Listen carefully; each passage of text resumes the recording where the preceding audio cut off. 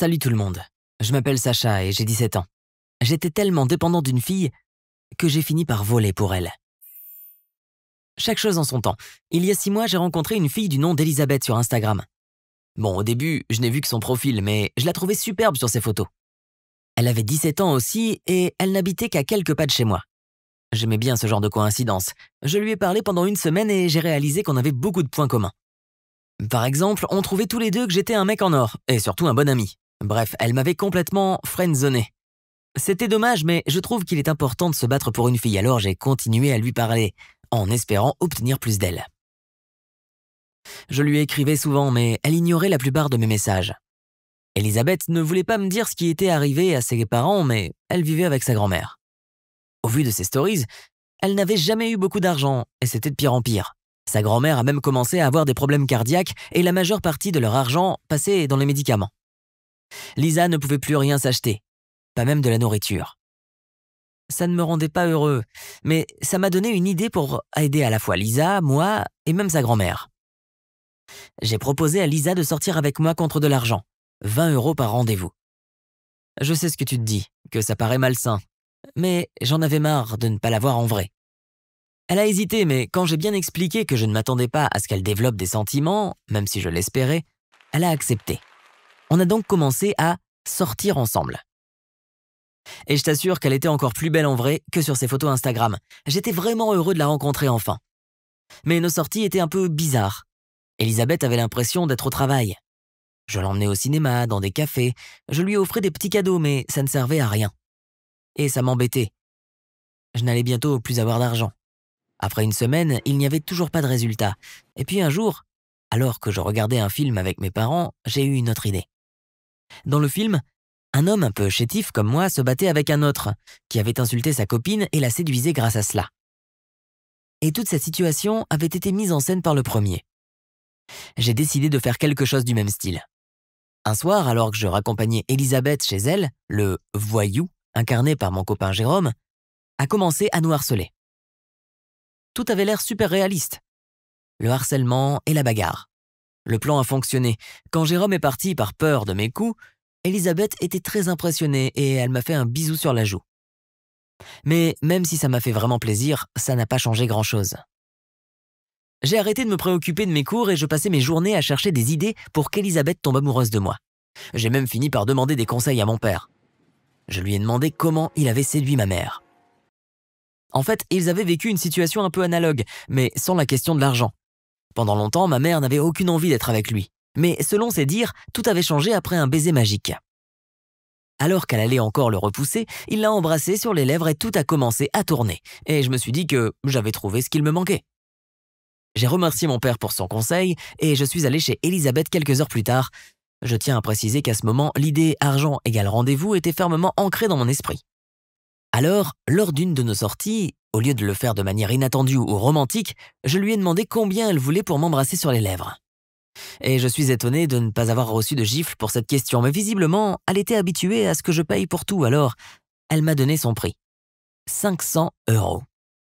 Mon Dieu, j'avais vraiment envie de l'embrasser et d'être avec elle, mais 500 €, c'était beaucoup trop cher. Et c'était trop bizarre de lui demander une réduction, même si ça ne m'aurait pas mal aidé. Mais j'étais sûr que ce bisou allait tout changer, comme pour mes parents.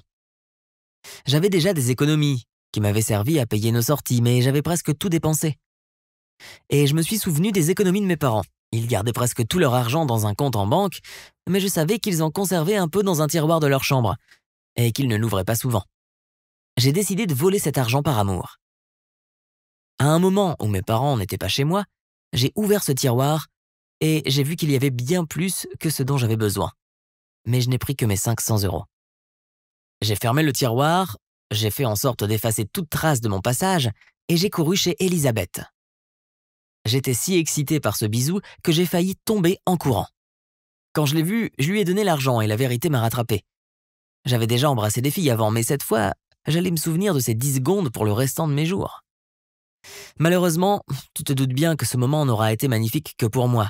Le visage d'Elisabeth est resté stoïque après ce baiser. Mais j'étais toujours persuadé que tout allait changer. Après s'être embrassés, on s'est promené un peu. J'ai voulu l'embrasser pour lui dire au revoir, mais elle ne voulait pas de ce nouveau bisou. Quand je suis rentré chez moi, mes parents étaient en pleine dispute. J'ai cru comprendre que ma mère accusait mon père d'avoir une maîtresse. Il criait. Mais, pour être franc, je ne m'en suis pas mêlé parce que j'avais déjà eu assez de problèmes comme ça. Mais le pire restait à venir. On se voyait de moins en moins avec Elisabeth, vu que, comme je l'ai déjà dit, j'avais de moins en moins d'argent. Étonnamment, je pensais de moins en moins à elle. Mais je n'ai pas eu assez de temps pour l'oublier tout à fait. Un jour, alors que je me promenais avec Jérôme, l'ami qui avait joué le méchant dans notre baston, j'ai vu Elisabeth dans un café avec un autre garçon. Je ne voulais pas tirer de conclusion hâtive parce qu'on ne sait jamais, mais au moment où j'allais entrer pour lui dire bonjour, elle l'a embrassé. J'ai oublié que j'étais avec Jérôme. J'avais des vertiges. Je croyais que seules les filles pouvaient tomber folles amoureuses, mais visiblement, c'était faux. Elisabeth m'a vu et m'a pris à part pour discuter. En gros, elle m'a exposé tout ce que je ne voulais pas admettre. Je l'ai écoutée, les larmes aux yeux, me raconter que ce garçon était son vrai copain, et qu'elle ne me voyait que comme un ami qu'il a payé pour sortir avec lui. Pourquoi n'ai-je pas tout arrêté après ce bisou qui n'avait mené à rien? Tout aurait été bien plus simple. Et là, dans ce café, à la fois choqué et très jaloux, j'ai fait quelque chose de parfaitement stupide. Je lui ai demandé combien d'argent elle voulait pour quitter son copain et m'aimer moi, sans que j'aie à la payer pour des sorties ou des bisous. J'étais vraiment naïf de penser qu'on pouvait ainsi acheter l'amour de quelqu'un. Elle m'a dit qu'elle voulait 3 000 €, et de ce que j'ai compris, je devais la laisser tranquille tant que je ne les aurais pas. J'étais prêt à les lui donner. Je lui ai dit de m'attendre dans ce café. Elle a esquissé un sourire, elle a accepté, et elle s'est rassise avec son copain. J'ai couru chez moi pour prendre l'argent. Mes parents étaient à la maison, mais dans la cuisine, alors je me suis faufilé dans leur chambre sans bruit. J'ai vite pris 3 000 € et je suis parti après avoir effacé mes traces. Quand je suis revenu au café avec l'argent, Elisabeth était choquée. Elle devait présumer que j'avais fait quelque chose d'illégal pour obtenir cette somme, mais elle ne m'a rien demandé. Et peut-être pour l'argent ou parce qu'elle voyait ce que j'étais prêt à faire pour elle, elle a rompu avec son copain. Et ensuite, on a passé une super soirée. Elle savait que je n'avais plus d'argent, alors elle payait pour nous deux à chaque fois. Ça m'a surpris parce qu'elle n'avait jamais fait ça avant. J'étais tellement heureux que j'ai cru aveuglément que tout allait changer. Quel idiot. Mes problèmes ont continué quand mes parents ont remarqué que l'argent avait disparu. Quand je suis rentré à la maison, ma mère m'a demandé si je l'avais pris. Bien sûr, j'avais peur, alors j'ai dit non. Mais ma mère m'a cru, et ses doutes se sont reportés sur mon père. Vu qu'elle était persuadée qu'il avait une maîtresse, elle était devenue parano. Et la disparition de 3 500 € confirmait sa théorie. Mon père se demandait aussi où l'argent était passé, et il m'en a parlé à plusieurs reprises, mais je faisais juste non de la tête. Pendant une semaine, ils n'ont fait que se disputer, et j'espérais avoir le temps de trouver un boulot pour regagner l'argent et le remettre à sa place comme si rien ne s'était passé. Je ne sais vraiment pas ce que je m'imaginais. J'étais le dernier des couillons. Tu t'en doutes peut-être, mais mon histoire d'amour s'est achevée dès que les 3 000 € ont été dépensés. On est sortis ensemble pendant une semaine, puis elle a rompu avec moi. Et le pire, c'est que ça m'a surpris. Je sais que je me répète, mais qu'est-ce que j'étais naïf. Sauf que l'histoire avec mes parents ne s'arrête pas là.